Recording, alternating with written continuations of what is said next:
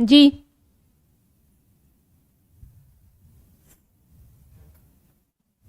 Hello students, myself Pooja Singh, your chemistry educator. आज की class में हम बच्चे पढ़ेंगे एक्सपेरिमेंटल केमिस्ट्री। ठीक है, एक्सपेरिमेंटल केमिस्ट्री 2024 में एनटीए ने आपके सिलेबस में ऐड किया है। इससे पहले जो एक्सपेरिमेंटल केमिस्ट्री है वो आपके सिलेबस में नहीं थी। तो आज मैं आपको एक्सपेरिमेंटल केमिस्ट्री के बारे में बताऊंगी, क्योंकि जो नीट आपका 2024 हुआ था उसमें भी एक्सपेरिमेंटल केमिस्ट्री के क्वेश्चंस आए थे, एक फिजिकल से, एक इनऑर्गेनिक से और एक ऑर्गेनिक से। उसी तरीके से जब 2024 में 1500 के लगभग कुछ बच्चों का रीनीट हुआ था, उसमें भी एक्सपेरिमेंटल केमिस्ट्री से 4 क्वेश्चंस आए थे। तो कभी भी आप ये चीज़ याद रखिए कि कोई अगर नया सेक्शन या नया चैप्टर जोड़ा जाता है तो उससे क्वेश्चन बनने की संभावना ज़्यादा होती है। तो उन्हीं चीज़ों को हम ये डिस्कस करेंगे। और मैं आपको बता दूं कि एक्सपेरिमेंटल केमिस्ट्री आपके सिलेबस में जोड़ने का या ऐड करने का जो उद्देश्य है ये है कि वो ये चेक करना चाहते हैं कि जो बच्चा है वो स्कूल गया है कि नहीं, उसने प्रैक्टिकल्स करे हैं कि नहीं। क्योंकि ये जो चीज़ें मैं बताऊंगी, ये जो चीज़ें हैं बच्चे वो आप सीखते हैं लैब में।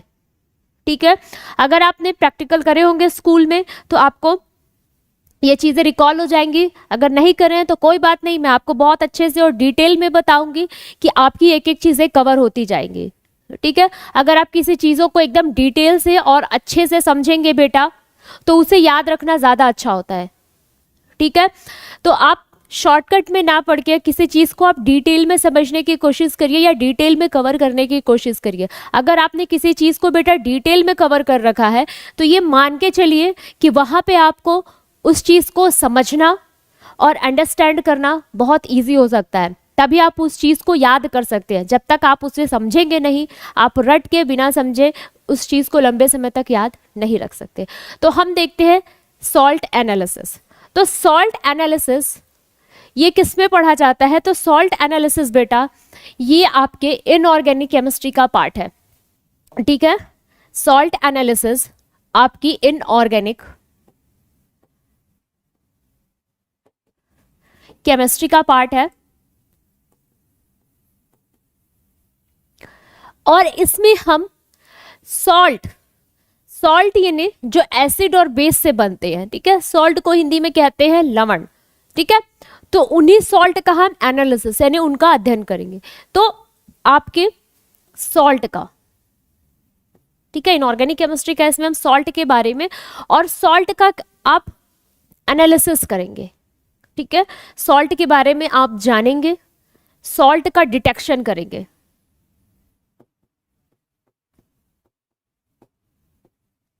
ठीक, सॉल्ट को आप पहचानेंगे। डिटेक्शन का मतलब होता है किसी चीज की पहचान करना। तो यहां पे मैं आपको पढ़ाऊंगी सॉल्ट एनालिसिस। अब होता क्या है स्कूल में, जैसे कि आपको प्रैक्टिकल्स ग्रुप में होते हैं तो वहाँ पे क्या करते हैं, जो लैब असिस्टेंट होते हैं या जो लैब टेक्नीशियंस होते हैं वो आपको छोटे छोटे पाउच में कुछ सैंपल दिए जाते हैं। ठीक है, तो कुछ आपको सैंपल दिए जाएंगे और उस सैंपल में से आपको क्या करना रहता है, पहचानना रहता है कि ये सॉल्ट में कौन सा केटायन है, कौन सा एनायन है। यानी आपको सॉल्ट को पहचानना है। आपको कुछ सैंपल दिया जाता है और जो सैंपल में से पहचानना है कि ये क्या चीज़ है, और वही चीज़ हम सीखेंगे डिटेक्शन। यहाँ पे आपको सॉल्ट को पहचानना है। ठीक है, तो अब हम आगे देखते हैं। तो आपकी पहली बात, आपको ये पता होना चाहिए कि सिलेबस में कौन कौन से सॉल्ट एनालिसिस पढ़ने हैं। बेटा अगर एक्सपेरिमेंटल केमिस्ट्री की बात करूँ तो एक्सपेरिमेंटल केमिस्ट्री का सिलेबस इतना है कि आप अगर इसे पढ़ने बैठेंगे तो आपकी पूरी लाइफ गुजर जाएगी, पर इसका सिलेबस खत्म नहीं होगा। तो ये ज़रूरी है कि आपको ये पता हो बेटा कि क्या पढ़ना है, क्या नहीं पढ़ना है। ये आपको बहुत ज़रूरी होना चाहिए। तो आपके जो नीट के सिलेबस में है या जो जेई मेंस के भी सिलेबस में है, अगर आप अभी देखेंगे तो एनायंस के लिए ये पढ़ना है आपको, इतने ही एनायंस का आपको डिटेक्शन पढ़ना है डिटेल में, ये वाले, और इतने ही केटायंस के बारे में पढ़ना है, ये वाला। यही चीज़ें करनी है, यही आपके सॉल्ट एनालिसिस का सिलेबस है। ठीक है, तो बस देखिए ये आपको इस एनायंस के बारे में पढ़ना है, ये आपके एनायंस का सिलेबस है और ये आपके केटायंस का सिलेबस है। ठीक है, मैं 1 मिनट साइड हो जाती हूँ, तब तक आप इसका स्क्रीनशॉट निकाल लीजिए।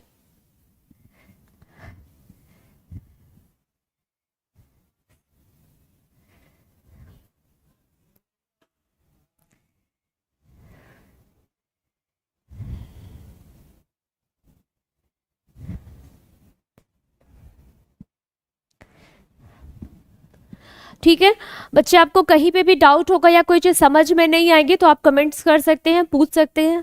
ठीक है, कि या मैम रिपीट करिए, कहीं पे भी डाउट होगा तो आप पूछ सकते हैं। देखो, तो हम सॉल्ट, तो आपको पता चलना चाहिए कि सॉल्ट कैसे बनता है। आप सॉल्ट एनालिसिस पढ़ रहे हैं, यहां पे आप पढ़ेंगे सॉल्ट एनालिसिस, ये हमारा टॉपिक है सॉल्ट एनालिसिस।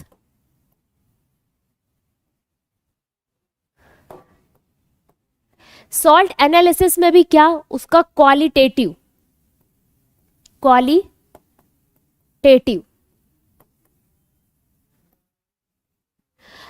आपको पता है 2 तरीके के हम एक्सपेरिमेंट में एनालिसिस करते हैं, एक होता है क्वांटिटेटिव और एक होता है क्वालिटेटिव।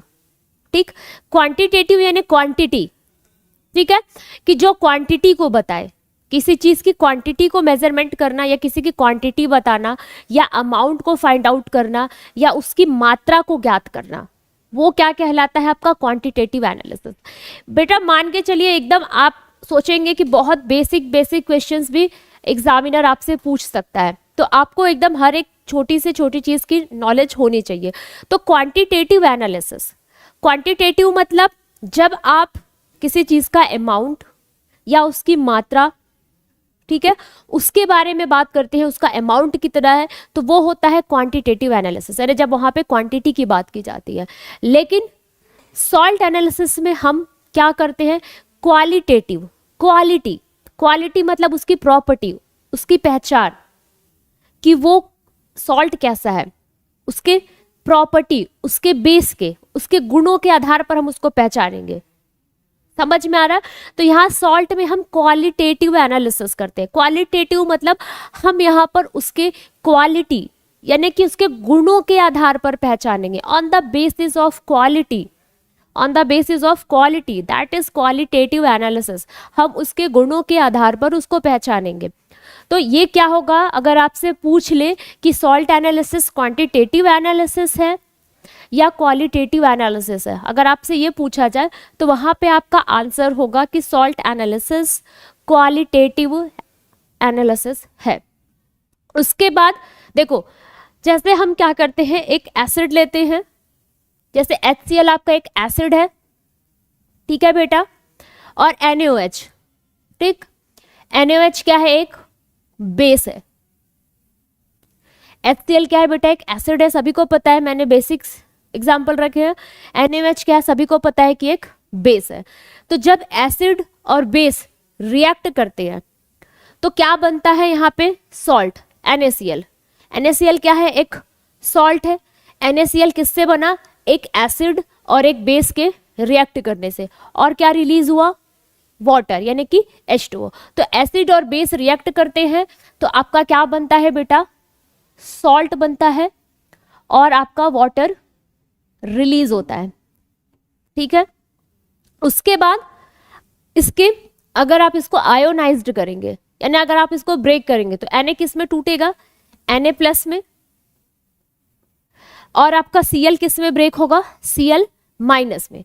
तो हम इसे जनरली क्या कहते हैं, जो प्लस वाला होता है हम उसको केटायन कहते हैं और इसे एनायन कहते हैं। लेकिन जब आप प्रैक्टिकल केमिस्ट्री की बात करें, जब सॉल्ट एनालिसिस की बात की जाए, तो वहां पे हम इसका नाम कहते हैं इसे बेसिक रेडिकल। आपको ये याद रखना होगा, वहां पे आप प्रैक्टिकल केमिस्ट्री में केटायन वर्ड यूज नहीं करते हैं, एनायन वर्ड यूज नहीं करते हैं। तो आप केटायन को क्या कहेंगे बेटा, बेसिक रेडिकल। समझ में आ रहा है? और एनायन को क्या कहेंगे, acidic radical. A for anion, A for acidic radical. ठीक है, इस तरीके से आप इसको रिलेट करके याद रखेंगे। एनायन को क्या कहेंगे, एसिडिक रेडिकल, केटायन को क्या कहेंगे, बेसिक रेडिकल। और बेसिक रेडिकल देखो, हमको सोडियम कहाँ से मिला है, ये क्या है बेटा, सोडियम हाइड्रोक्साइड एक बेस है, ठीक है। तो आप यहां पे लिख सकते हैं ना, basic radical comes from base, basic radical comes from base, लिख सकते हैं कि नहीं। देखो ये हमको कहां से मिला है, ये जो बेसिक रेडिकल है हमारा, ये जो Na+ है, आप अगर इसको देखोगे तो ये जो Na+ है ये हमको कहां से मिला है, इस NaOH से मिला है। तो ये कहां से आया, इसका जन्म कहां से हुआ, इस बेस से। तो basic radical comes from base. Anions, acidic radical, ये Cl हमको कहां से मिला, ये Cl कहां से आया, ये Cl आया एसिड से, ठीक है। तो जब ये Cl एसिड से आया तो इसको हम कहते हैं acidic radical. A for अनायन, A for acidic radical. तो एसिडिक रेडिकल आप क्या लिख सकते हो इसको, एसिडिक रेडिकल का कहां से बर्थ हुआ है, जन्म हुआ है एसिड से। तो एसिडिक रेडिकल कम्स फ्रॉम, क्या लिखोगे इसको, acidic radical comes from acid. समझ में आई बात कि acidic radical comes from acid. Clear हुआ बेटा। तो ये चीज आपको समझ में। अब ये भी आपसे एग्जामिनर पूछ सकता है कि केटायंस को क्या कहते हैं। तो केटायंस को ये टर्म होना चाहिए कि आपको बेसिक रेडिकल, एनायन को आप क्या बोलोगे, एसिडिक रेडिकल। और आपका बेसिडिक जो बेसिक रेडिकल है वो कहाँ से मिलता है, तो basic radical comes from base. Acidic radical कहाँ से मिलेगा बेटा, acidic radical comes from acid, क्योंकि देखो Cl कहाँ से मिला, एसिड से ही मिला है ना। ये सोडियम कहाँ से मिला, और NaOH से। अब इन्हीं को पहचानना, ठीक है, इन्हीं बेसिक रेडिकल और इन्हीं एसिडिक रेडिकल को डिटेक्ट करना या पहचानना, आपको जो एक सैंपल दिया जाएगा, ठीक है, मतलब आपको ये कंसिडर करना, आप तो 11-12 से निकल चुके, मतलब ये लैब की बात, मतलब आपको वहां पे थोड़ा सा मैं लैब वाला फील दिला के बता रही हूँ कि जब आपको कोई सैंपल दिया जाता है, सपोज करिए आपको कोई एक पाउच, ठीक है, पाउच में देते हैं स्कूलों में, आपको एक पाउच या सैंपल दे दिया गया, उस सैंपल में मतलब एग्जामिनर ने आपको कुछ कुछ अलग अलग कंपाउंड्स मिक्स करके दे दिए, तो अब उसमें कौन कौन से बेसिक रेडिकल्स होंगे, यानी कौन कौन से केटायंस होंगे, ठीक है, आगे चल के मैं उनको बेसिक रेडिकल्स ही कहूंगी, केटायंस नहीं। तो कौन कौन से बेसिक रेडिकल्स हैं आपके दिए गए उस सैंपल के अंदर, कौन कौन से एनायंस हैं आपको उस दिए गए सैंपल के अंदर, उन्हें आप किस तरीके से फाइंड आउट करोगे, उनका टेस्ट कैसे करोगे, यही चीजें प्रोसेस क्या कहलाता है आपका, सॉल्ट एनालिसिस। समझ में आया। सॉल्ट एनालिसिस क्या है, सॉल्ट एनालिसिस में आप एसिडिक रेडिकल और बेसिक रेडिकल, समझ में आया, कि पहचान करते हो, कि डिटेक्शन करते हो, और डिटेक्शन करके जो आप चीज फाइंड आउट करते हो कि हमने ये पहचान लिया, वो कहलाती है आपकी सॉल्ट एनालिसिस। तो यहां तक आपको समझ में आया, ठीक है, समझ में आया तो आप ओके कहेंगे, फिर इसको आप नोट करेंगे, फिर हम नेक्स्ट स्लाइड पे मूव करते हैं, तब तक आप इसका स्क्रीनशॉट लीजिए।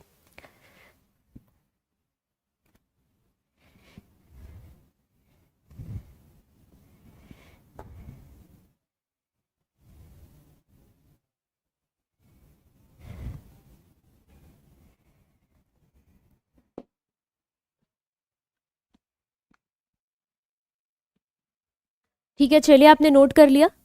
अब हम नेक्स्ट देखते हैं। देखो सॉल्ट एनालिसिस में, सॉल्ट एनालिसिस में आप क्या करते हो, डिटेक्शन। डिटेक्शन का मतलब होता है किसी की पहचान करना, पहचान करना, ठीक है। किसकी पहचान करते हो, एनायंस एंड केटायंस की। एनायंस को क्या कहते हैं बेटा, बोलो, मैंने अभी बताया। एनायंस को आप बोलते हो A for anion, A for acidic radical, इस तरीके से आप रिलेट करके याद रखोगे। इनको कहते हैं एसिडिक रेडिकल, और केटायंस को क्या कहते हैं बेटा, तो केटायंस को कहते हैं बेसिक रेडिकल।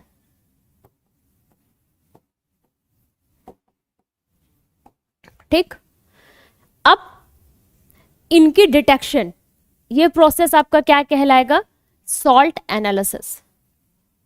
ठीक, उसके बाद ये सॉल्ट एनालिसिस आपका क्या है, तो सॉल्ट एनालिसिस आपका क्वालिटेटिव एनालिसिस है। जिस सीक्वेंस में बेटा मैंने नोट्स बना रखे हैं आप भी वैसे ही बनाएंगे और इसको नोट डाउन करके कॉपी में लिखेंगे। इतना जितना मैं आपको बताते जा रही हूँ आप इसे नोट डाउन करके रखिए। इसके अलावा आपको अदर कोई भी नोट्स या कंटेंट की ज़रूरत नहीं होगी, इतना आपके लिए सफिशिएंट होगा एग्ज़ाम के लिए, क्योंकि मैंने उतना ही लिखा आपको बता रही हूँ कि जितना आपके एग्ज़ाम के लिए या सिलेबस के लिए रिलेवेंट है। इररिलेवेंट आपको अननेसेसरी नहीं पढ़ना है, इतना ही पढ़ना है जितना में आपका एग्ज़ाम का काम हो जाए। अब देखते हैं if any interfering anions is present in mixture. अब ये क्या होता है, इससे थोड़ा सा पहले मैं आपको एक बात बताना चाहूंगी कि अब आपको मिक्सचर दे दिया गया है, ठीक है, आपको कोई सॉल्ट दे दिया जाएगा, सॉल्ट का मिक्सचर। क्या दिया जाएगा आपको? सॉल्ट एनालिसिस, मतलब आपको सॉल्ट दिया जाएगा। सॉल्ट कैसे आते हैं मैंने बता दिया कि एसिड और बेस को जब आप रिएक्शन करवाओगे आपस में तो जो प्रोडक्ट हमको मिलता है उसको हम कहते हैं सॉल्ट। अब आपको लैब असिस्टेंट ने सॉल्ट दे दिया, ठीक। अब उस सॉल्ट में, ठीक, आपको सॉल्ट मिला, उस सॉल्ट में आप पहले एसिडिक रेडिकल का टेस्ट करोगे कि पहले बेसिक रेडिकल का टेस्ट करोगे। तो वहां पे आपको सबसे पहले ये भी याद रखना होगा कि सबसे पहले हम जो टेस्ट करते हैं वो करते हैं बेटा एसिडिक रेडिकल का, ठीक है। अगर आपको सॉल्ट दे दिया जाए, ठीक है, तो सॉल्ट में सबसे पहले आपको किसका करना है? आपको प्रेफरेंस देनी है एसिडिक रेडिकल का। अभी क्यों, इसका भी मैं रीजन भी बताऊंगी। सबसे पहले आपको एसिडिक रेडिकल का टेस्ट करना है, ठीक। उसके बाद आपको बेटा बेसिक रेडिकल का टेस्ट करना है। अगर आपको मिक्सचर दिया गया है तो उस मिक्सचर में पहले आप किसे ढूंढेंगे? एसिडिक रेडिकल को, उसका डिटेक्शन यानी एसिडिक रेडिकल की पहचान करेंगे। उसके बाद आप बेसिक रेडिकल की पहचान करेंगे। अगर आपसे एग्जामिनर पूछ ले, यहां पर भी एक क्वेश्चन बन सकता है कि सॉल्ट एनालिसिस में आप सबसे पहले किस रेडिकल का टेस्ट करेंगे या किस एनायन का टेस्ट करेंगे, तो सबसे पहले आपका आंसर होगा कि हम एसिडिक रेडिकल का टेस्ट करेंगे, उसके बाद हम बेसिक रेडिकल का टेस्ट करेंगे। इस तरीके से याद रख सकते हो। देखो अल्फाबेट में पहले ए आता है, उसके बाद बी आता है, तो पहले ए को करना है फिर बी को करना है। ए टू जेड में ए पहले आता है, ए को करना है, उसके बाद बी को करना है। अब एसिडिक को क्यों करना है? क्योंकि ये काम क्या करते हैं? इंटरफेयरिंग एनायंस होते हैं इसमें। जो एनायंस है ये इंटरफेयरिंग होते हैं। इंटरफेयर जैसे हम नॉर्मली किसी को बोलते हैं या कहते हैं कि अरे ये मेरे काम में इंटरफेयर कर रहा है, बोलते ना चल बे तू मेरे काम में टांग मत अड़ा, बोलते ना कि मेरे काम में इंटरफेयर मत करो। इंटरफेयर क्या मतलब? किसी के काम में या किसी के रास्ते में रुकावट डालना या बाधा डालना। इंटरफेयर मतलब, इंटरफेयर जो वर्ड है इसीलिए यूज किया जाता है। अगर बेटा आपने कि एसिडिक रेडिकल के जगह पे पहले बेसिक रेडिकल का टेस्ट करना शुरू कर दिया, ठीक, अगर आपने एसिडिक रेडिकल के प्लेस पे बेसिक रेडिकल का टेस्ट करना पहले शुरू कर दिया तो होगा क्या कि जो ये एसिडिक रेडिकल है ये बन जाते हैं इंटरफेयर। जैसे आपने देखा होगा ना मूवी में विलेन आ जाते, हीरो हीरोइन को मिलने नहीं देते, मतलब उनके बीच का रोड़ा लटकाने लगते हैं, इंटरफेयर।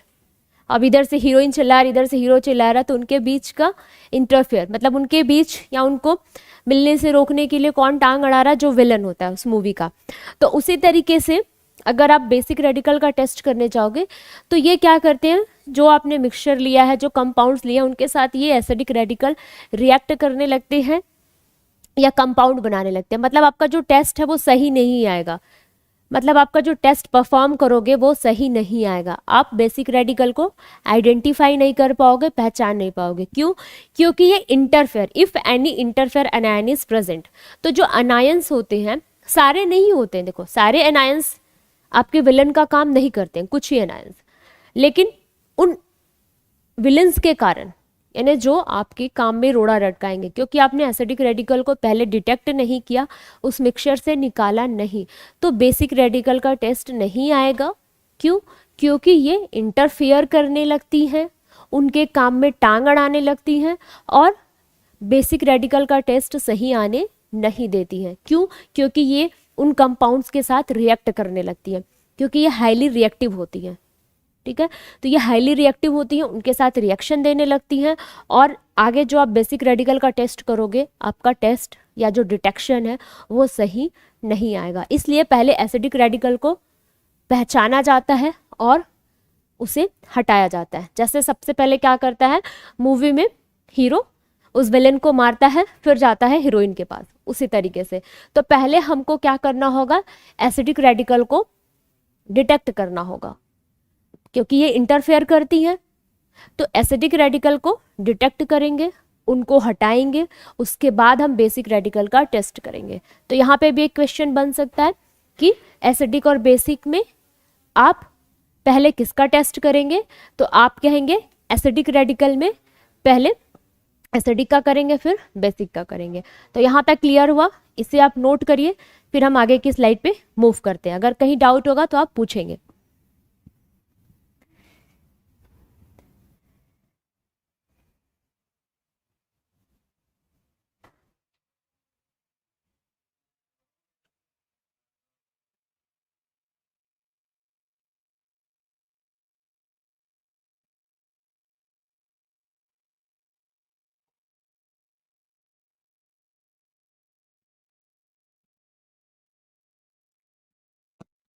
ठीक, अब हम देखेंगे इंटरफेरिंग एनायंस। अब वो जो मूवी का विलन है वो कौन कौन है ये भी तो जान ले, वो भी हमसे पूछा जा सकता है, क्योंकि जब एनटीए वालों ने हमारे सिलेबस में एक्सपेरिमेंटल केमिस्ट्री करी है तो ये भी तो हमसे पूछा जा सकता है कि इंटरफेरिंग एनायंस कौन कौन हो सकते हैं, हीरो हीरोइन को मिलने से कौन रोक रहा है। ठीक है, तो इंटरफेरिंग एनायंस होंगे आपके आर्सेनेट, सिलिकेट। सिलिकेट का फॉर्मूला बेटा यहाँ पे मैंने इसलिए नहीं लिखा है कि जो सिलिकेट के जो ऑक्साइड्स होते हैं वो बहुत सारे होते हैं, SiO2, SiO3, SiO4, SiO6, बहुत सारे होते हैं, और सिलिकेट आपके सिलेबस में नहीं है। ठीक है, तो इसलिए उसके बारे में ज़्यादा हमको जानना नहीं है, जो हमारे काम का नहीं है। बस इतना लिख दिया कि आपको Si और ऑक्सीजन, SiO2, SiO3, F4 कुछ भी मतलब सिलिकेट का ऑक्साइड मिल जाए तो वो समझ जाना है NS कि क्या होगा। अभी तो ये निमोनिक हमारा कि वो क्या होगा, सिलिकेट का oxide. Arsenate, silicate, oxalate, fluoride, borate और फास्फेट। ठीक, देखो नाम मैं रीड कर रही हूँ, arsenate, silicate, oxalate, fluoride, borate और फास्फेट, ये सभी के सभी क्या है, इंटरफेयरिंग एनायंस। अब अगर आपको जो लैब असिस्टेंट ने सैंपल दिया है उस सैंपल में से अगर कोई ये वाला एसिडिक रेडिकल हुआ और आपने इनको डिटेक्ट करके नहीं हटाया, तो आपकी जो बेसिक रेडिकल्स हैं, दैट इज जो केटायन है आपके, उनका सही टेस्ट या डिटेक्शन नहीं आने वाला है, क्योंकि ये आपके राह के रोड़े हैं। तो पहले हमें इन्हें डिटेक्ट करके हटाना होगा अगर आपके सैंपल में ये हुए तो, इसीलिए हम पहले आपके एसिडिक रेडिकल को टेस्ट करते हैं। अब इसके लिए मैंने एक निमोनिक बनाया है, उसे आपको याद रखना है। आर्सेनिक का अरे, सिलिकेट का सीला, अरे सीला, ऑक्सलेट, ऑक्सलेट से याद रखेंगे ऑरेंज, फ्लोराइड से फ्लावर, बोरेट से बड़ा फुसफुस है, यानी अरे सीला ऑरेंज फ्लावर बड़ा फुसफुस है। ये क्या है, आपके इंटरफेरिंग एनायंस। अब एनटीए वाले ये भी आपको दे सकते हैं ऑप्शंस में कि ये दे दें और इसमें से बता दें कि कौन विच इज आपका इंटरफेरिंग एनायंस है या नहीं है। ठीक है, तो आपको याद होगा तो आप बता सकते हैं। यहाँ पर भी एक सिंपल क्वेश्चन बन सकता है कि इसमें से कौन सा इंटरफेयर एनायंस है और कौन इंटरफेरिंग एनायंस नहीं है, ये आपसे पूछा जा सकता है और ये बेटा पूछ सकते हैं। समझ में आई बात कि कौन इंटरफेरिंग एनायंस है और कौन इंटरफेरिंग एनायंस नहीं है। तो इसको आपको याद रखना, अरे सीला ऑरेंज फ्लावर बड़ा फुसफुस है, इस तरह से बेटा आपको याद रखना है। समझ में आया? तो इसे आप नोट करिए, फिर हम नेक्स्ट स्लाइड पे मूव करते हैं।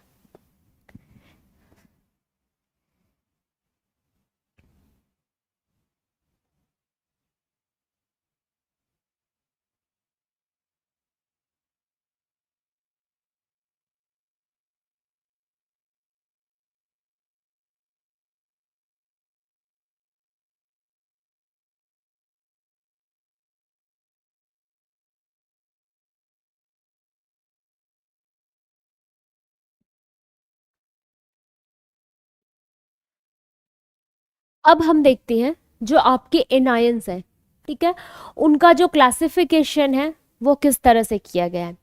ठीक है, अब पहले हमने कहा एनायंस को हम डिटेक्ट करेंगे, तो पहले हम एनायंस के बारे में पढ़ेंगे, उसके बाद हम केटायंस पे आएंगे। तो एनायंस को दो ग्रुप में क्लासिफाई किया जाता है, क्लास ए और क्लास बी। ठीक, यहां से आप ध्यान से देखेंगे। और उसके बाद क्लास ए को भी हम दो अलग अलग ग्रुप में क्लासिफाई करते हैं, सब ग्रुप ए, सब ग्रुप 2। ठीक है, सब ग्रुप 1 और सब ग्रुप 2। फिर उसी तरीके से क्लास बी को भी हम सब ग्रुप 1 और सब ग्रुप 2, इसमें क्या करते हैं, हम क्लासिफाई करते हैं। कैसे, देखो, सब ग्रुप 1, सब ग्रुप 2, सब ग्रुप 1, सब ग्रुप 2। पहले हम बात करते हैं क्लास ए की। ठीक, अब क्लास ए, जैसे आपको एनायंस दिया गया है, तो अब एनायंस में आप कैसे पहचानोगे कि वो क्लास ए का है या क्लास बी का है। आपने मिक्सचर लिया, ठीक, अब उस मिक्सचर में एसिड डाला। ठीक, आपने मिक्सचर लिया और उस मिक्सचर में आपने क्या किया, एसिड डाला। विथ एसिड,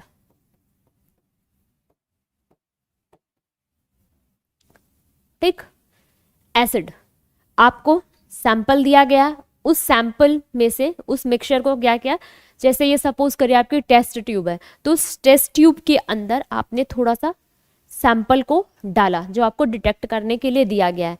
सैंपल को डालने के बाद आपने उस सैंपल के अंदर बेटा क्या डाला, एसिड। ठीक, एसिड डाला तो उसमें से गैस निकलना शुरू हुई बुदबुदाहट के साथ। जैसे आपने देखा होगा कि जब आप सोडे या कोल्ड ड्रिंक्स की जो बोतल को खोलते हो, या आप जैसे इनो वगैरह कोई पीता है देखे होंगे, तो जो इनो का जो शैशे रहता है, जो पाउच रहता है, आप उसको फाड़ते हो और पानी में डालते हो, देखते हो, ये सभी ने देखा होगा। तो इनो का जो पैकेट है, आपने लिया इनो का सैशे, ग्लास में लिया, पाउच को फाड़ा और डाला, तो उसमें से बुदबुदाहट के साथ गैस निकलना शुरू हुई। इनो वाला सभी ने देखा होगा, इनो वाला नहीं तो कोल्ड ड्रिंक वाला देखा होगा या सोडे वाला देखा होगा कि जैसे हम कैप ओपन करते हैं, बुदबुदाहट के साथ गैस बाहर निकलती है। तो अगर आपने सैंपल लिया, उस सैंपल में एसिड डाला, ठीक, और गैस निकलना शुरू हो गई, समझ में आ रहा, अगर गैस निकलना शुरू हो गई तो आप उसे किस ग्रुप का मानोगे, क्लास ए का। अगर आपने टेस्ट ट्यूब के अंदर सैंपल लिया और उसमें एसिड डाला और किसी भी तरीके की कोई गैस नहीं निकली, उसमें से कोई बबल्स या झाग या बुदबुदाहट बाहर नहीं निकला, एफरवेरेंस नहीं बने, ठीक है, किसी भी तरीके की गैस रिलीज नहीं हुई, आपके टेस्ट ट्यूब में सैंपल डाला और एसिड डाला, कुछ भी गैस वगैरह नहीं निकला, तो आप समझ जाओगे कि वो कहाँ से है, क्लास बी से एनायंस है। समझ में आया, अगर सैंपल के अंदर से गैस निकली एसिड डालने के साथ, ठीक, मतलब वोलेटाइल प्रोडक्ट का फॉर्मेशन हुआ, फॉर्म वोलेटाइल प्रोडक्ट। वोलेटाइल मतलब वाष्पशील, वोलेटाइल को हिंदी में कहते हैं वाष्पशील, यानी आपका वोलेटाइल वाष्पशील यानी गैस निकलना शुरू हुई, ठीक है, यहां से यदि गैस रिलीज हुई, आपने एसिड डाला और आपकी गैस रिलीज होना शुरू हो गई, गैस, देखो एरो का साइन मैंने ऊपर बनाया, मतलब गैस आपका रिलीज होना शुरू हो गई, तो समझ जाएंगे आपका क्लास ए है। और एसिड आपने लिया, विथ एसिड, एसिड लिया और किसी भी तरीके का कोई भी, समझ में आ रहा, रिएक्शन नहीं हुई, मतलब कोई गैस नहीं निकली, नो गैस, यहां पे नो गैस रिलीज, यहाँ पे कोई गैस नहीं निकली, तो आप समझ जाओगे वो कहाँ से है, क्लास बी से है। अब क्लास बी में मैंने यहाँ पे सल्फेट लिख के रखा है, आपके सिलेबस में सिर्फ एक ही है और वो है सल्फेट, ठीक है सॉरी। तो क्लास बी में आपके सिलेबस में बेटा सिर्फ एक ही है और वो कौन है, सल्फेट है, ठीक है, और वो भी सल्फेट इस वाले में आएगा, इस सब ग्रुप में आएगा, तो इसका हमको ज़्यादा दिक्कत नहीं है। लेकिन क्लास ए के बहुत सारे रेडिकल्स हमारे सिलेबस में हैं, क्लास बी का एक ही सिलेबस, एक ही रेडिकल हमारे सिलेबस में है और वो है हमारा सल्फेट। ठीक, तो अभी हम डिस्कस करते हैं क्लास ए को। ठीक, उसको हम आगे डिस्कस करेंगे। अब आपने क्या क्या सैंपल लिया, उसमें एसिड डाला, गैस निकलना शुरू हो गई, तो आप मान चुके हैं कि ये कहाँ का है, क्लास ए का है। अब उसमें भी अब ये कैसे डिसाइड होगा कि बेटा ये सब ग्रुप 1 का है या ये सब ग्रुप 2 का है। ठीक है, अभी आप कैसे मानोगे, अब इसे भी तो आपको बंटवारा करना होगा कि सब ग्रुप 1 का है कैसे है, सब ग्रुप 2 का है। तो आप क्या करोगे, टेस्ट ट्यूब में सैंपल लिया, यदि सैंपल डाइल्यूट HCl या डाइल्यूट H2SO4 के साथ, ठीक है, अगर वो गैस बनाने लग जाता है, अगर वो डाइल्यूट एसिड के साथ, समझ में आ रहा, अगर वो डाइल्यूट एसिड के साथ, अगर आपने पहले आप डाइल्यूट एसिड डालेंगे मिक्सचर में, आपने डाइल्यूट एसिड डाला और डाइल्यूट में ही बुलबुले निकलना शुरू हो गए, मतलब गैस निकलना शुरू हो गई, तो आप ये समझ जाएंगे कि ये सब ग्रुप 1 है।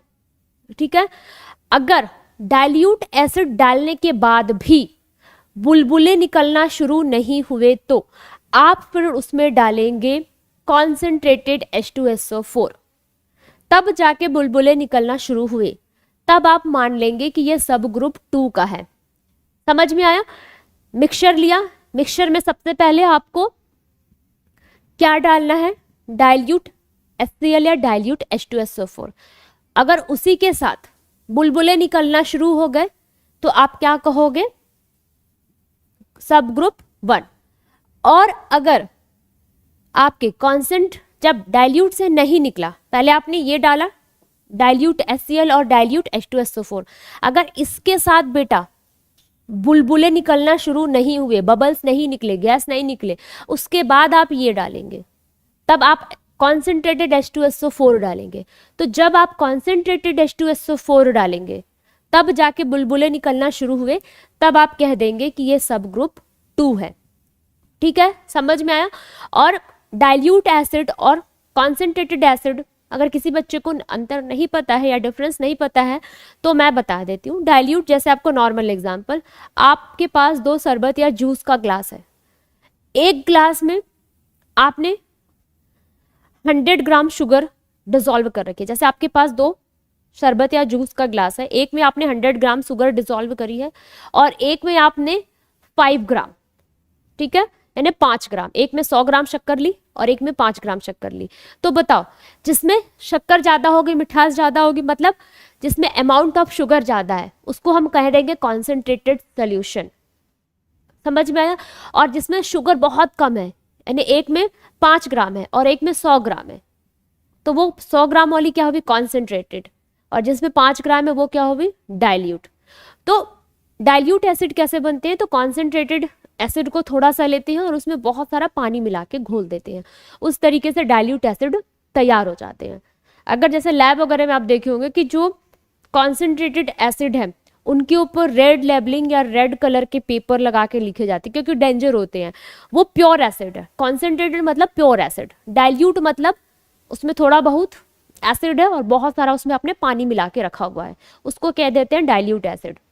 डाइल्यूट एसिड अगर किसी के ऊपर गिरता है तो वहां पे आपको जलन नहीं होगी या हार्म नहीं होगा, मतलब स्किन आपकी बर्न नहीं होगी, जलेगा नहीं।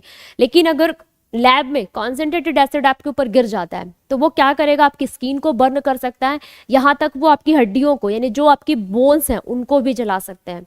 इसलिए जो लैब वगैरह में जो काम होते हैं ये सब चीज़ें बड़ी सेफ्टी के साथ होती है। देखिए होंगे जो इस तरीके के रहते हैं वहाँ पे रेड लेबल लगा के रखते हैं, क्योंकि जो कॉन्सेंट्रेटेड एसिड्स होते हैं वो बहुत खतरनाक होते हैं। ठीक है, तो कॉन्सेंट्रेटेड एसिड क्या होते हैं, पूरी स्किन और बोन्स को जला सकते हैं। तो सबसे पहले हम डाइल्यूट को डालते हैं, जब डाइल्यूट से नहीं कुछ रिजल्ट मिलता है तब हम कॉन्सेंट्रेटेड H2SO4 डालते हैं। इस तरीके से हमको ये कंफर्म हो जाता है कि ये हमारा सब ग्रुप 2 है। ठीक, ये तो बात हो गई क्लास ए की। अब हमें मिक्सचर मिला था, उसमें हमने एसिड डाला लेकिन कोई गैस, बबल, बुलबुला कुछ भी नहीं निकला, तो हम क्या मान लेंगे, क्लास बी। अब क्लास बी में भी 2 सब ग्रुप होते हैं, सब ग्रुप 1 और सब ग्रुप 2। अब इससे भी कैसे पहचानेंगे कि जब बबल नहीं निकला तो कौन से ग्रुप का होगा? अगर पीपीटी, पीपीटी को कहते हैं प्रेसिपिटेट। जैसे मैंने एक पानी लिया, ठीक है, पानी में अगर मैं नमक या शक्कर को डालूं तो वो घुल जाएगा, लेकिन रेत या मिट्टी को डाल दूं वो घुलेगा? नहीं घुलेगा, ठीक। या और एक एग्जांपल बताती हूँ, जैसे आपने दूध का फटना देखा होगा। दूध कैसे फट जाता है? तो जो उसके अंदर का जो सॉलिड पार्ट रहता है वो कोगुलेट यानी थक्का जैसे बन जाता है, अगर आपने दूध को फटते हुए देखा होगा। तो उसी तरीके से क्या होता है, जैसे फटे जैसे, मतलब वो घुले ना। पीपीटी मतलब चिपचिपा सा थक्का थक्का, जैसे दूध फट नहीं जाता है उस तरह का, ऐसा कुछ अगर बना लेता है। आपने एसिड डाला और एसिड के साथ वो पीपीटी सा कुछ बन जाता है, जैसे दूध के फटने का होता है, या जैसे आपने मिट्टी विट्टी या रेत वेत डाली, वो पानी में नहीं घूमेगा, उसी तरीके से ऐसे जम जाता है, तो उसे कहते हैं आपका ग्रुप 1। और आपने एसिड डाला, वहां पे रेडॉक्स रिएक्शन होने लगी। अब रेडॉक्स रिएक्शन हो रही है, हम कैसे पहचानते हैं? जैसे कलर चेंज होता है। आपने मूवी वगैरह में सब देखे होंगे ना, साइंटिस्ट वगैरह काम करते रहते हैं, ग्रीन से पिंक हो रहा है, पिंक से येलो हो रहा है, ऑरेंज हो रहा है, कंपाउंड्स के कलर चेंज हो रहे हैं। तो अगर कंपाउंड्स के कलर चेंज होते हुए दिख रहे हैं हमको रिएक्शंस के अंदर, तो हम उसे कहते हैं रेडॉक्स रिएक्शन, ठीक। पहले हमने यहां पे क्या किया बेटा? एसिड लिया, एसिड के साथ कोई रिएक्शन नहीं हुआ, कोई बबल नहीं निकली। अब हमें सब ग्रुप 1 डिसाइड करना है, सब ग्रुप 2 डिसाइड करना है। तो हम क्या करेंगे? एसिड डाला, पीपीटी बन गई, जैसे दूध का फटा हुआ, ठीक है। तो क्या कह देंगे? ये सब ग्रुप 1। अब सब ग्रुप 2, कलर चेंज होने लगा कंपाउंड का, पिंक से येलो, येलो से रेड, यानी जो भी कलर था उससे उसका कलर दूसरा बदल गया। तो जब कलर चेंज हो गया मतलब रेडॉक्स रिएक्शन हुई, उससे हम कह देते हैं सब ग्रुप 2। इसमें बस हमें बेटा यहीं तक इंफॉर्मेशन लेनी है, बस एक ही पढ़ना है सल्फेट का, और बाकी का हमारे सिलेबस में नहीं है। ये पूरा डिटेल से हमारे सिलेबस में है, तो इसे आप नोट करिए, फिर हम आगे का इसके नेक्स्ट स्लाइड में देखते हैं।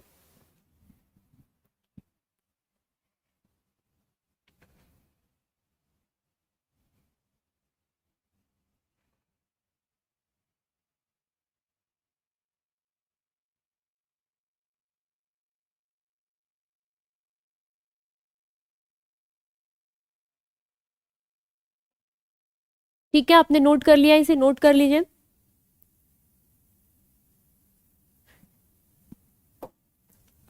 उसके बाद हम देखते हैं एनायंस ऑफ क्लास ए, ठीक। अभी देखो हम इसको डिटेल में डिस्कस कर रहे हैं, ये वाला ध्यान में रहना चाहिए। अभी हम सिर्फ इस पे फोकस कर रहे हैं, ठीक है। क्लास ए किसको पढ़ रहे हैं? क्लास ए को पढ़ रहे हैं, और क्लास ए में भी अभी हम सबसे पहले किसे पढ़ेंगे? ये वाला सब ग्रुप 1, ठीक। ध्यान में रहना चाहिए, हम क्लास ए को पढ़ रहे हैं, इसको नहीं पढ़ रहे हैं, ये वाला पढ़ रहे हैं, और इस वाले में भी सब ग्रुप 1 को पहले पढ़ेंगे। तो देखो सब ग्रुप 1 और सब ग्रुप 2, ठीक। इसका ग्रुप रिएजेंट क्या होगा? जीआर मतलब ग्रुप रिएजेंट।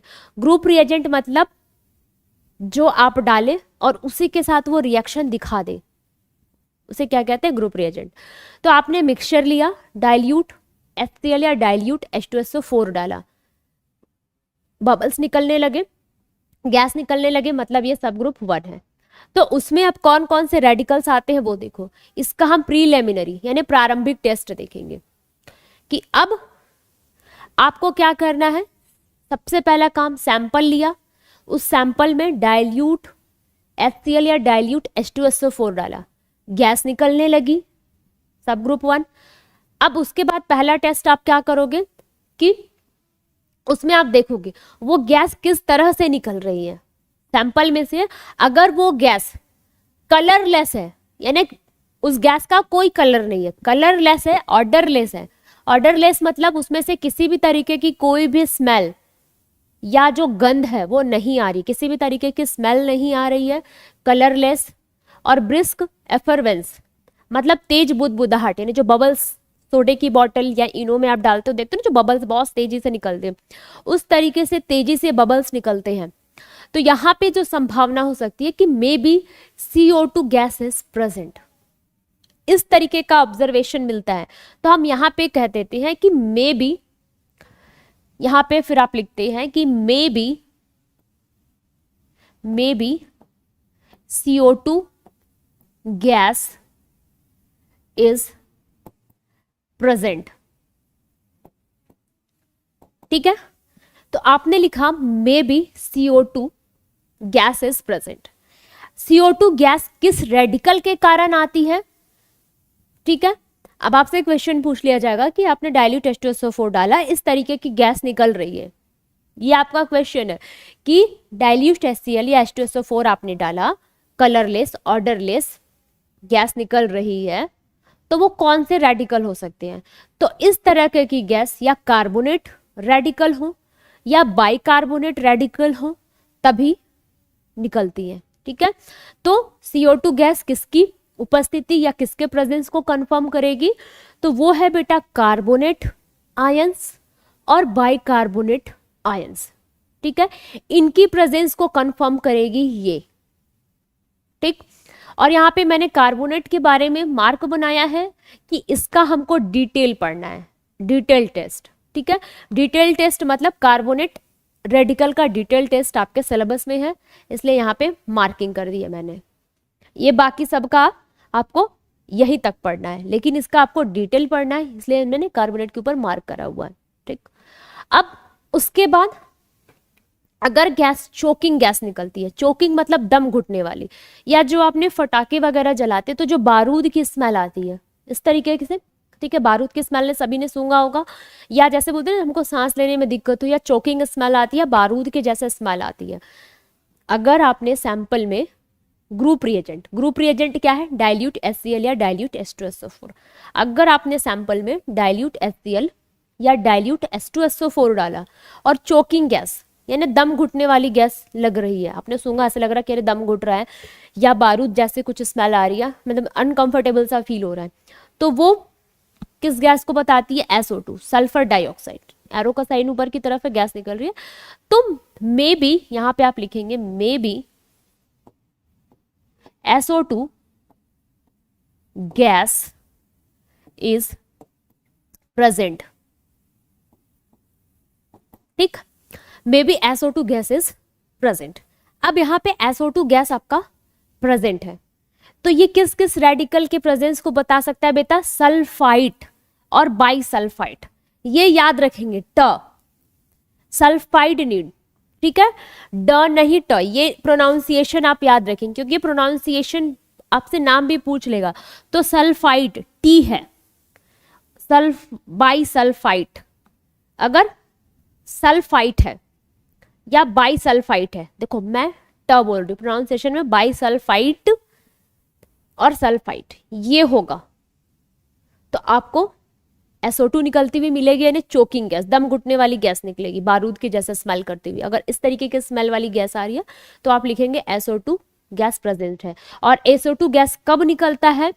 तो ये निकलता है सल्फाइट और बाइसल्फाइट रेडिकल के प्रेजेंस के कारण। समझ में आया? इस आपके रेडिकल के प्रेजेंस के कारण ही ये वाली गैस बनती है, इसलिए आप नोट करिए। बाकी के हम जो रेडिकल्स हैं नेक्स्ट स्लाइड पे देखते हैं। ठीक है, अभी हम कौन सा डिस्कस कर रहे हैं बेटा? क्लास 1 का, आपका क्लास ए का सब ग्रुप 1। ठीक है, अभी क्लास ए का सब ग्रुप 1 हम पढ़ रहे हैं, इसे नोट करिए, फिर हम नेक्स्ट स्लाइड पे मूव करते हैं।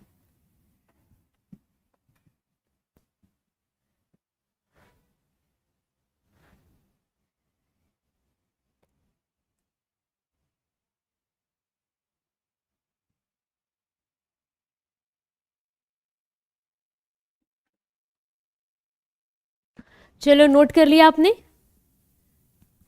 अब हम देखते हैं आगे के जो रेडिकल्स है। ठीक है, अभी मैं बता दूं बेटा, अभी हम किस में चल रहे हैं, कंफ्यूजन नहीं होना चाहिए। अभी हम सब ग्रुप 1 में चल रहे हैं। ठीक है, अभी हम किसको डिस्कस कर रहे हैं? क्लास ए का सब ग्रुप 1, अभी हम उसी में चल रहे हैं। अभी हमने सब ग्रुप 2 स्टार्ट नहीं किया है, ये चीज आप ध्यान रखेंगे। अभी हम क्लास ए के सब ग्रुप 1 में ही चल रहे हैं। उसके बाद अगर आपने मिक्सचर लिया, उसमें डाइल्यूट HCl या डाइल्यूट H2SO4 डाला और बहुत गंदी सी स्मेल आती है। ये हम लोगों ने स्कूल में भी किया है और कॉलेज में भी किया है, और इतनी गंदी स्मेल आती है कि आप सोच नहीं सकते। पूरे लैब और आजू बाजू के जो लैब वाले हैं वो भी परेशान हो जाते हैं। एकदम गंदी सी स्मेल आती है, रॉटन एग लाइक, यानी सड़े हुए अंडे। या आपने कहीं देखे होंगे जो गंदा नाला वाला बहता है या जहीं कचरे वचरे का ढेर रहता है, अगर आप उसके पास से गुजर जाओ ऐसा लगता है ना जो मन खराब हो जाता है। अगर कोई कभी होते हैं ना रास्ते से जाते हैं, कचरे वचरे का ढेर वेर लगा रहता है रोड के किनारे, तो वहां से जो आप गुजरते हो एक गंदी वाली बदबू आती है, सेम वैसे ही स्मेल इस वाली गैस से आती है। अगर आपने सैंपल लिया और उसमें बेटे क्या डाला, डाइल्यूट HCl या डाइल्यूट H2SO4, ठीक है। और आप अभी लेक्चर देख रहे हो, जब एंड ऑफ द लेक्चर में अभी मैं आपसे कुछ क्वेश्चंस भी करूंगी और आप मुझे जवाब देंगे कि आपने कितना सुना। मैं अभी आपसे पूछने वाली हूँ, ठीक है। आप कमेंट करके मुझे आंसर बताएंगे, ठीक है, कि आपने क्या पढ़ा और क्या सीखा। अभी मैम आपसे क्वेश्चंस भी करेंगी। तो आपने ग्रुप रिएजेंट डाला और एकदम गंदी वाली बदबू आ गई, तो समझ जाएंगे वो H2S गैस है। अब H2S गैस कौन से रेडिकल बनाते हैं, तब वहां पे कंफर्म हो जाएगा सल्फाइड। देखो सल्फर और उसके ऊपर -2 चार्ज, मैंने जैसे यहाँ पे बताया था, इसको क्या रीड करते हैं, सल्फाइट। सल्फाइट, यहाँ पे बहुत बच्चों का कंफ्यूजन होता है, इसको क्या रीड करते हैं, सल्फाइट। सल्फर के साथ जब ऑक्सीजन है, और इसको क्या रीड करते हैं, सल्फाइड, डमरू वाला सल्फाइड, ठीक। तो गंदी वाली बदबू आ गई, मतलब कौन सा होगा आपका H2S। यहाँ पे देखो मैंने इसके ऊपर स्टार बना के रखा है, मतलब इसका डिटेल टेस्ट पढ़ना है आपका, इसका डिटेल हमारे सिलेबस में है। और यहाँ पर मैंने किसके किसके ऊपर स्टार बनाया, एक कार्बोनेट के ऊपर बनाया है और एक सल्फाइड और एक नाइट्राइड के ऊपर बनाया है, ठीक। तो गंदी सी स्मेल आई, मतलब सल्फाइड ड है। उसके बाद अब हमने सैंपल लिया, सैंपल के अंदर जो हमारा ग्रुप रिएजेंट है, क्या है ग्रुप रिएजेंट, डाइल्यूट HCl या डाइल्यूट H2SO4, उसको डाला और ठीक है, और ब्राउन फ्यूम्स यानी ब्राउन कलर के धुआं निकल रहा है, ठीक है, फ्यूम्स यानी धुआं। टेस्ट ट्यूब है हमारा, सैंपल थोड़ा सा लिया, उस सैंपल के ऊपर हमने डाइल्यूट HCl या डाइल्यूट H2SO4 डाला। अगर ब्राउन कलर का उस टेस्ट ट्यूब से धुआं बाहर की तरफ निकल रहा है, तो हम मानते हैं कि वहां पे NO2 गैस है, NO2 गैस निकल रही है। ब्राउन धुआं यानी आपका ब्राउन फ्यूम्स कब निकलता है, NO2 गैस के कारण, और NO2 गैस है, ठीक है। तो यहाँ पे आप लिखेंगे NO2 gas is may be present. तो Na2 गैस किस रेडिकल के कारण निकलती है, तो NO2 गैस आपके बेटा नाइट्राइड रेडिकल के कारण निकलती है। NO2 गैस नाइट्राइड रेडिकल के कारण निकलती है। तो यहाँ पे आप लिख सकते हैं कि नाइट्राइड रेडिकल में बी प्रेजेंट, ठीक। उसके बाद आपने सैंपल लिया, सैंपल में आपने ग्रुप रिएजेंट, फिर डाइल्यूट HCl या डाइल्यूट H2SO4 डाला। अगर उसमें से विनेगर जैसी स्मेल आ रही है, विनेगर यानी सिरका, सिरका सभी ने खाया होगा जो विनेगर, तो विनेगर की थोड़ी तीखी तीखी खट्टी खट्टी से स्मेल आती है। विनेगर आप जो देखते हैं फास्ट फूड, जो चाउमीन हो गया, बहुत सारे जो चीजें हैं चाइनीज फूड्स में बहुत सारा डाला जाता है, ठीक है, तो जो खट्टापन आता है तो विनेगर से। तो ये जो विनेगर के जैसे स्मेल आ रही है खट्टी खट्टी सी, तो वो किसको बताती है कि यहाँ पे एसिटेट रेडिकल हो सकता है।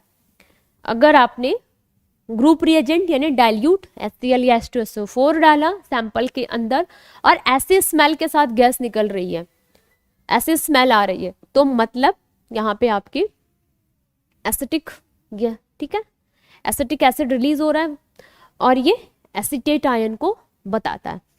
अब अगर आपने सैंपल के अंदर ग्रुप रिएजेंट क्या डाला, ठीक है, डाइल्यूट HCl या डाइल्यूट H2SO4 ये डाला।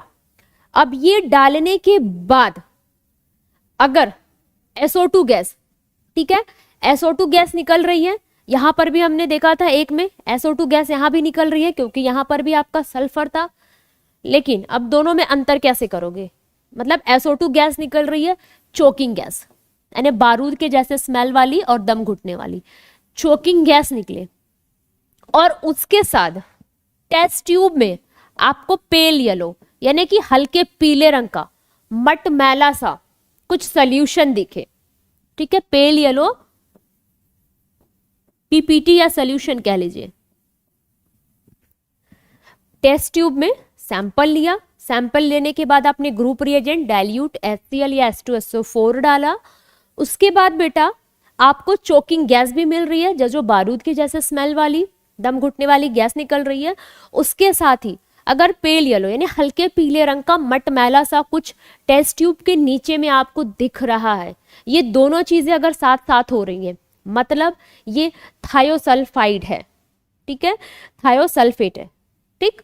तो यहाँ पे कौन सा रेडिकल हो सकता है, थायोसल्फेट। अगर सिर्फ चोकिंग गैस निकले, ठीक है, और इस तरीके का कोई मटमैला सोल्यूशन ना निकले, देखो यहाँ पे सिर्फ गैस निकल रही है, हमको मटमैला सोल्यूशन नहीं मिल रहा था, सिर्फ क्या निकल रही थी, गैस। अगर अकेले सिर्फ गैस निकले और कोई सोल्यूशन ना मिले तो ये होंगे सल्फाइट या बाइसल्फाइट। लेकिन अगर आपको गैस के साथ साथ मटमैला सॉल्यूशन भी मिले तो आप क्या कहेंगे कि यहाँ पे कौन सा रेडिकल है, तो ये हो जाएगा आपका थायोसल्फेट।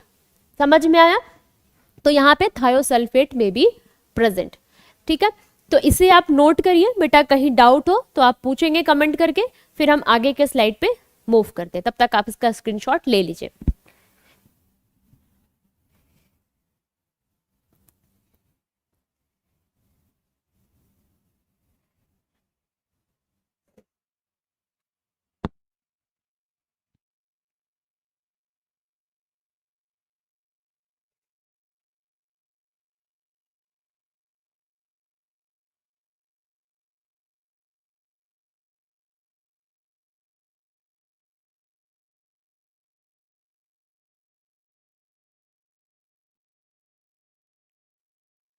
अब हम आते हैं सब ग्रुप 2 में, ठीक।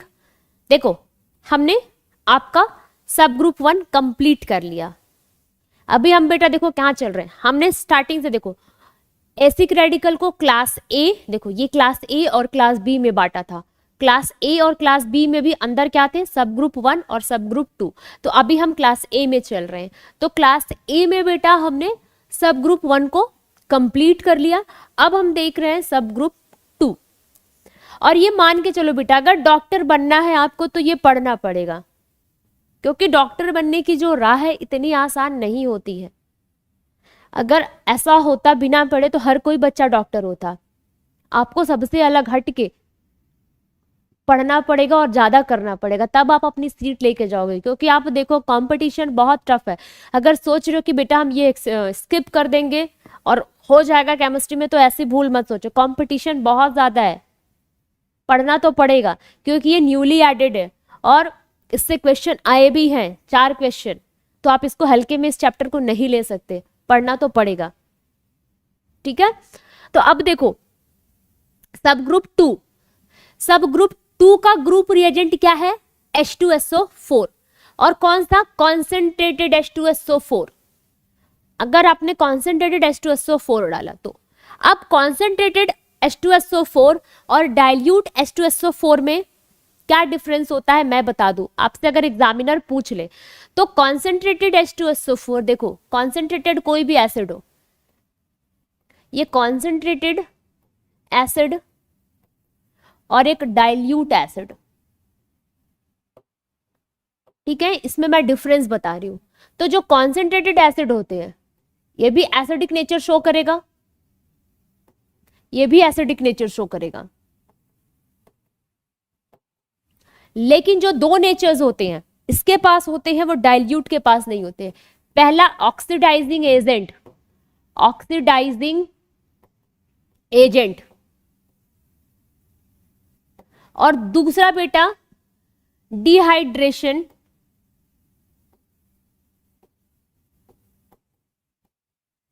ठीक है, ये तीन चीजें देखो, कॉन्सेंट्रेटेड ये भी एसिडिक नेचर शो करेगा और एक ये भी एसिडिक नेचर। आप किसी को एसिड कैसे कहते हैं? जो आसानी से H+ आयन रिलीज करते। तो कॉन्सेंट्रेटेड एसिड भी H+ रिलीज करता है, डाइल्यूट भी H+ रिलीज करता है ना, दोनों अपने एसिडिक नेचर शो करते हैं। लेकिन कॉन्सेंट्रेटेड डाइल्यूट से किस कारण से अलग होता है? तो ये पहले इसको मैं बता, डिहाइड्रेशन। डिहाइड्रेशन मतलब किसी चीज के अंदर से H2O को निकाल देना। कॉन्सेंट्रेटेड एसिड किसी भी चीज को डिहाइड्रेट कर देता है। डिहाइड्रेट मतलब उसके अंदर से H2O को निकाल देना, ये भी काम करता है कॉन्सेंट्रेटेड एसिड। और ऑक्सीडाइजिंग एजेंट, ठीक है, तो ऑक्सीडाइजिंग एजेंट को समझने से पहले मैं आपको थोड़ी सी कुछ चीज बताती हूं। देखो, मैम ने कहा था कि ऑक्सीडेशन का मतलब क्या होता है? ऑक्सीडेशन, ऑक्सीडेशन कहते हैं बेटा लॉस ऑफ इलेक्ट्रॉन। ऑक्सीडेशन आपका क्या होता है? लॉस ऑफ इलेक्ट्रॉन, ठीक। और आपका रिडक्शन, रिडक्शन क्या होता है? Gain of electron. मतलब यहां पे इलेक्ट्रॉनों की हानि हो रही है और यहां पे इलेक्ट्रॉनों का लाभ हो रहा है रिडक्शन में। लेकिन एजेंट, ऑक्सीडाइजिंग एजेंट कौन होगा? ठीक है, जैसे मुझे अपना इंश्योरेंस कराना है तो मैं इंश्योरेंस एजेंट के पास जाऊंगी ना। तो मैंने कहा ये पर्सन इंश्योरेंस एजेंट है, तो मतलब वो खुद की इंश्योरेंस करेगा क्या? नहीं। अगर मुझे इंश्योरेंस लेना है खुद का तो मैं किसके पास जाऊंगी? इंश्योरेंस एजेंट के पास, अपना इंश्योरेंस कराने के लिए, ठीक है। तो मैं इंश्योरेंस एजेंट के पास जा रही हूँ अपना इंश्योरेंस कराने के लिए। तो मतलब इंश्योरेंस एजेंट क्या करता है? दूसरों का इंश्योरेंस करता है, दूसरों की पॉलिसी या बीमा करेगा। तो उसी तरीके से एजेंट, मैंने कहा ऑक्सीडाइजिंग एजेंट मतलब जो दूसरों का ऑक्सीडेशन कर दे, ठीक है, जो दूसरों का ऑक्सीडेशन कर दे। ऑक्सीडाइजिंग एजेंट कौन होते हैं? जो दूसरों का ऑक्सीडेशन करेंगे। तो जो दूसरों का ऑक्सीडेशन करते हैं तो खुद का क्या कर देंगे? रिडक्शन। समझ में आ रही बात? तो ऑक्सीडाइजिंग एजेंट मतलब जो दूसरे को ऑक्सीडाइज कर दे। एजेंट का मतलब होता है दूसरे के लिए वो काम करना। जैसे पॉलिसी एजेंट, बीमा एजेंट, तो वो क्या करते हैं? दूसरे का पॉलिसी करते हैं, दूसरे पर्सन का बीमा करते हैं। उसी तरीके से अगर ऑक्सीडाइजिंग एजेंट की बात की जाए तो मतलब जो दूसरों को ऑक्सीडाइज कर दे। ऑक्सीडाइज मतलब उसमें से इलेक्ट्रॉन निकाल दे। ऑक्सीडेशन किस प्रोसेस को कहते हैं? Loss of electron. मतलब उसमें से क्या कर दे? इलेक्ट्रॉनों को लॉस करवा दे, इलेक्ट्रॉन बाहर निकाल दे। तो ये ऑक्सीडाइजिंग एजेंट है, मतलब दूसरों के अंदर से इलेक्ट्रॉन निकाल देते हैं, खींच लेते हैं। ऑक्सीडाइजिंग एजेंट का काम क्या है? दूसरों को ऑक्सीडेशन करना। ऑक्सीडेशन में क्या होता है? इलेक्ट्रॉन का बाहर निकलना, इलेक्ट्रॉनों की हानि होना। तो ये क्या करते हैं? इलेक्ट्रॉन को बाहर निकाल देते हैं। और डिहाइड्रेशन, तो आपसे अगर क्वेश्चन पूछ दिया जाए, ऑप्शन दे दे कि कौन सा डाइल्यूट एसिड प्रॉपर्टी शो नहीं करता है, अगर ऑप्शन में देंगे तो आप बता देंगे कि जो डाइल्यूट एसिड होते हैं वो ऑक्सीडाइजिंग एजेंट और डिहाइड्रेशन वाली प्रॉपर्टी शो नहीं करते हैं। तो ये कॉन्सेंट्रेटेड एसिड और डाइल्यूट एसिड में ये वाला बेटा आपको डिफरेंस पता होना चाहिए, ये भी आपसे पूछा जा सकता है, ठीक। उसके बाद अब हम देखते हैं सब ग्रुप 2। सब ग्रुप 2 लिया, ठीक, आपने लिया सैंपल, ठीक है। किसी को अगर डाउट होगा तो आप पूछेंगे बेटा, ठीक। तो अब आपने ये लिया, ठीक, फ्लोरीन लिया। मतलब आपने सैंपल लिया, सैंपल के अंदर कॉन्सेंट्रेटेड H2SO4 डाला, ठीक। जब सैंपल के अंदर आपने कॉन्सेंट्रेटेड H2SO4 डाला और आपको बेटा एक क्लियर सॉल्यूशन मिला, समझ में आ रहा? जब आपने कॉन्सेंट्रेटेड H2SO4 डाला और आपको क्लियर सॉल्यूशन मिला तो आप ये क्या कह देंगे कि ये HF है, ठीक, HF।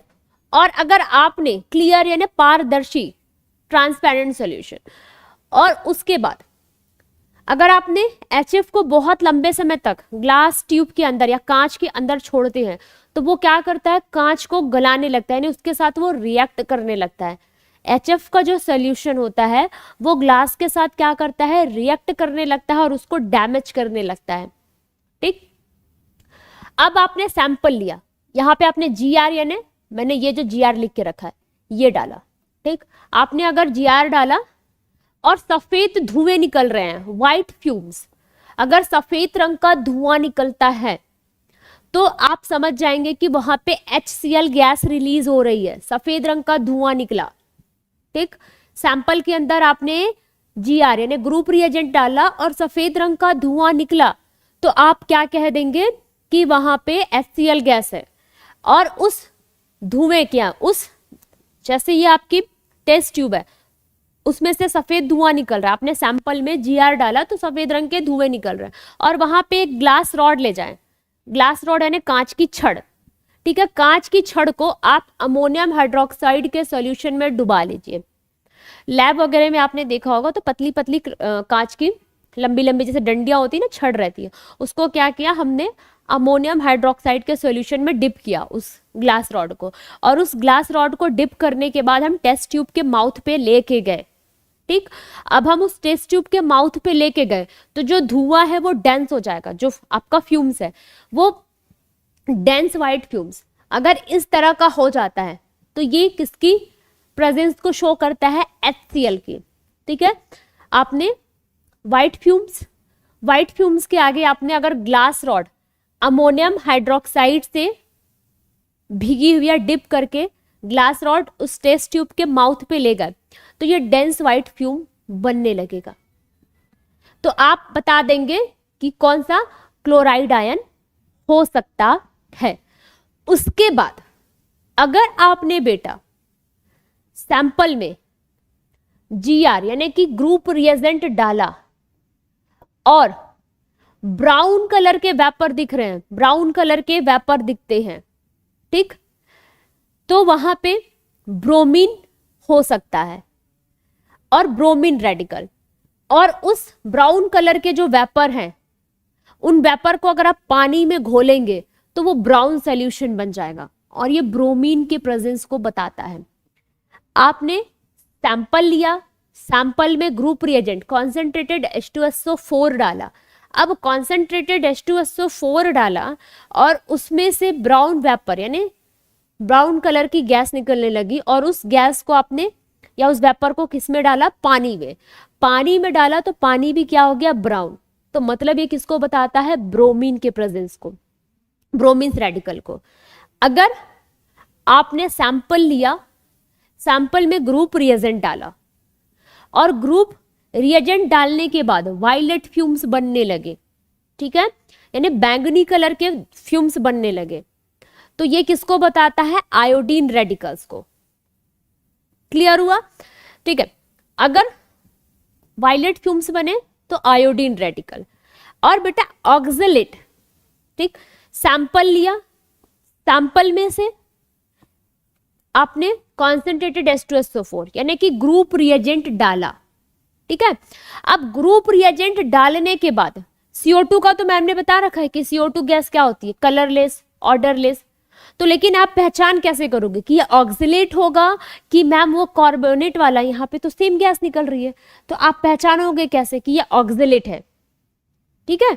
तो आप ये पहचानोगे कैसे कि ये ऑक्सलेट है, तो अगर आपने सैंपल से गैस निकल रही है तो वहां पे क्या करिए, आप एक माचिस की तीली रखिए, और आपने माचिस की तीली रखी और यहाँ पे, ठीक है, ब्लू कलर की फ्लेम दिख रही है, ब्लू फ्लेम यानी नीली ज्वाला, ब्लू कलर की फ्लेम दिखने लगे तो आप मान जाएंगे कि CO2 और कार्बन मोनोऑक्साइड दोनों का मिक्सचर है, और ये दोनों चीजें किस में से निकलती हैं, ऑक्सलेट रेडिकल से।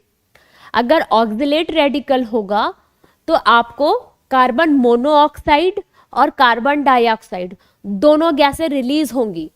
अब ये कैसे पता लगाएंगे कि दोनों गैसें हैं, तो आप क्या करेंगे, टेस्ट ट्यूब के माउथ के ऊपर एक माचिस की तिली रखेंगे, तो जो माचिस की तिली है वो ब्लू फ्लेम के साथ, ठीक है, नीली ज्वाला के साथ क्या होगी, वो जलने लगेगी, तो जिससे ये प्रेजेंस का पता चल जाता है कि यहाँ पे ऑक्सलेट है।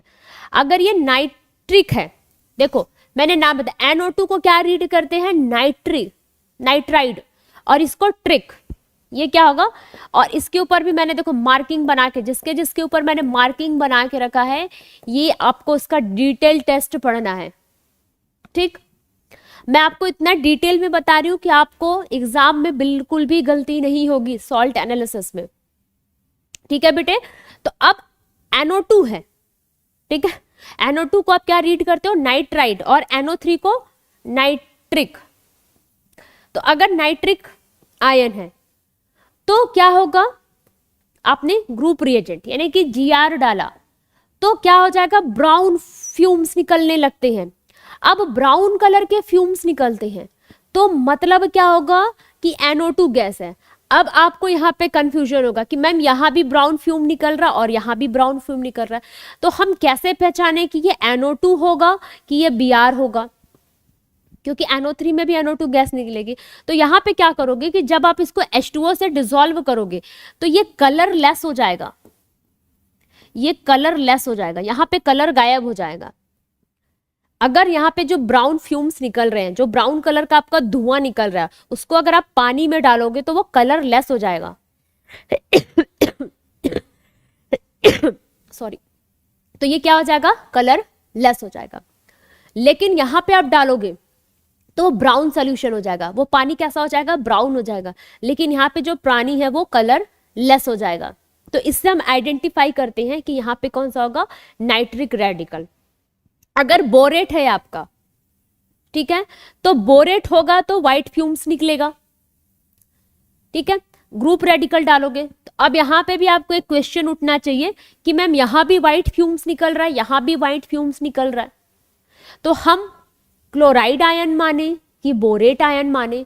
तो अगर व्हाइट फ्यूम्स निकल रहा है, वहां पे अपने अमोनियम हाइड्रोक्साइड की सॉल्यूशन में डिप की हुई ग्लास रॉड ले गए तो जो धुआं था वो डेंस हो गया, यानी बहुत ज्यादा आपका घना हो गया।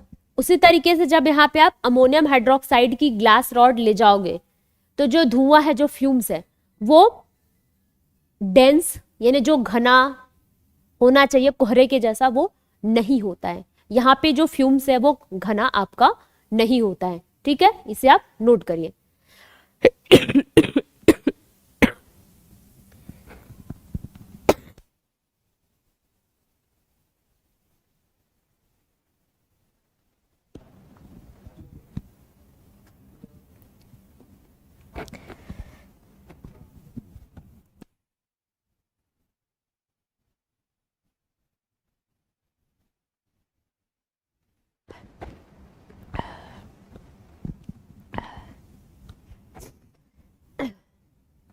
ठीक है, इसे आपने नोट कर लिया। बस अब लास्ट थोड़ा सा बचा है, 5 मिनट और फिर हमारी क्लास ओवर हो जाएगी।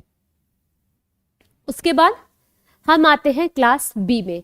तो क्लास बी में सिर्फ हमको एक ही रेडिकल पढ़ना है हमारे सिलेबस में, वो है सल्फेट।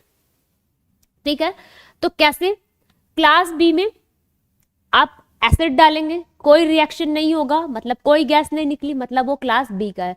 और क्लास बी में भी आपको आपके सिलेबस में सब ग्रुप ए है सल्फेट। अगर वो पीपीटी बन जाती है, ठीक है, पीपीटी का मतलब कोई ना घुलने वाली चीज, गाढ़ी गाढ़ी सी, जैसे दूध फट जाता है चिपचिपी सी, जैसे दूध फट के अलग हो जाता है ना, मतलब उसी तरीके का अगर पीपीटी बन जाती है, प्रेसिपिटेट बन जाता है, तो आप क्या कह देंगे, ये सल्फेट है। ठीक है, अब मैं आपसे क्वेश्चंस करना शुरू करती हूँ। ठीक है, तो बच्चे आंसर्स करेंगे मैंने जितना भी आपको पढ़ाया है। तो आप बताएंगे कि हम सबसे पहले, जो बच्चे आंसर देंगे कि सबसे पहले आप किस रेडिकल का टेस्ट करते हैं, एसिड रेडिकल का कि बेसिक रेडिकल का। जल्दी जल्दी आप आंसर करेंगे कि सबसे पहले आप एसिड रेडिकल का टेस्ट करते हैं कि बेसिक रेडिकल का करते हैं, जल्दी बताइए।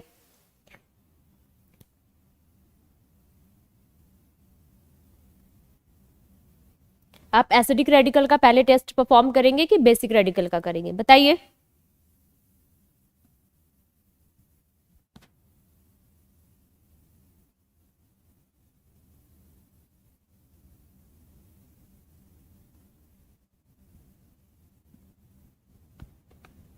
तामनी एसिड का, वेरी गुड बेटा, ठीक, एसिड का, ठीक, एसिड का, ठीक, एसिड रेडिकल का पहले करेंगे, ठीक, क्योंकि एसिड का पहले इसलिए करते हैं क्योंकि ये इंटरफेयर करने लगते हैं। ठीक है, इंटरफेयरिंग हमने पढ़ा हुआ है, क्योंकि फिर उसके बाद जो आपके बेसिक रेडिकल या जो केटायंस है उनका टेस्ट सही नहीं आएगा।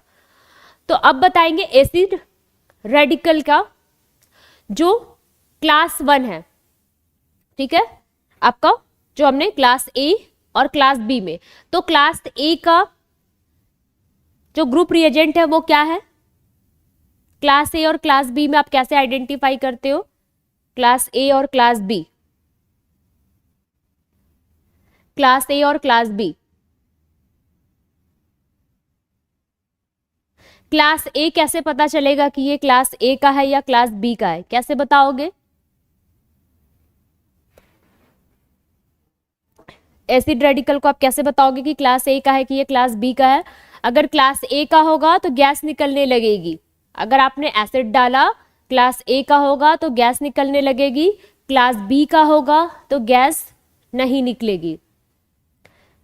ठीक है, अब क्लास ए में सब ग्रुप A1 और सब ग्रुप 2, ठीक है, ये तो क्लास बी है, यहां पे तो कोई गैस नहीं निकलेगी। क्लास बी का मतलब देखो क्या है, आपने एसिड डाला विथ एसिड,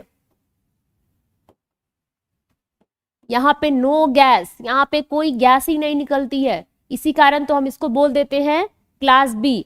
और क्लास ए में क्या होता है बेटा?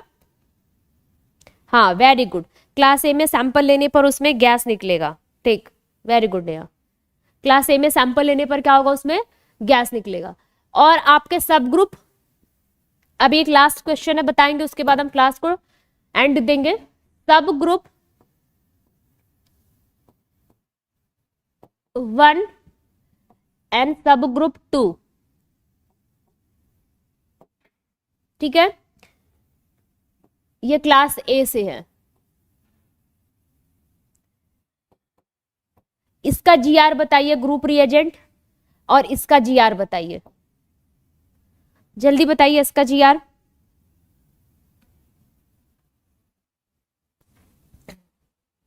जल्दी, गुड आफ्टरनून सभी को। चलिए,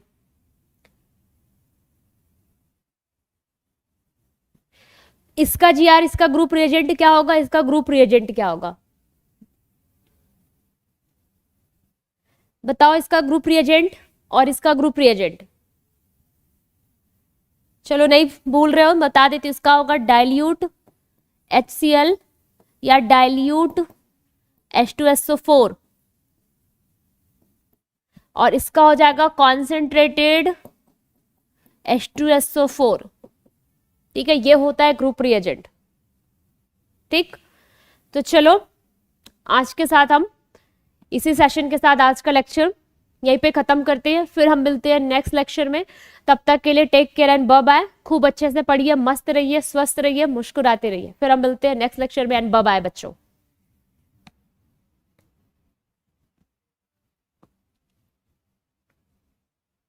चलो, ममता ने बताया dilute HCl H2SO4, very good ममता।